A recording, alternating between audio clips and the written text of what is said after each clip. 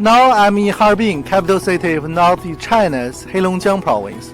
The 25th Harbin Ice and Snow World has been opened for tourists recently.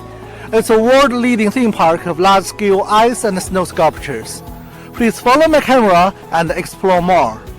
The park covers an area of 810,000 square meters. It boasts the largest scale in its history, with over 250,000 cubic meters of ice and snow sculpted into appealing landscapes and sculptures. Every winter, workers use swing saws to carve ice into blocks from the frozen surface of nearby Shunhua River. Thousands of workers toil day and night in the lead-up to the launch of the park in May-December. In this ice and snow wonderland, visitors can admire various landscapes made of ice and snow, as well as can enjoy fun facilities like the 500-meter-long ice slide. The biggest highlight of the park is the 120-meter high sky view. In its cabin, visitors can have a panoramic view of the park, even the Harbin city.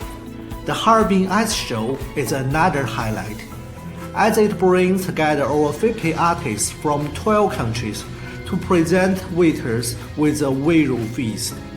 我觉得冰雕的话其实挺漂亮的，然后拍照的话也挺出片。我坐了那个摩天轮的话，从上面看的话，那个景观也挺漂亮。然后看了那个哈冰秀，那个舞蹈唱歌的话也挺好看的。觉得今天还是体验比较好的。第一次来冰雪大世界，给我的感觉也是特别的美，挺震撼的。这次到哈尔滨来还是挺开心的，然后很享受，然后期待下次有机会可以再次来哈尔滨。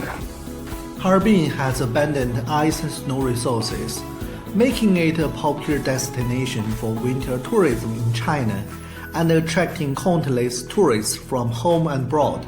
Ice and snow have created business opportunities for various related industries, thus heating the local economy.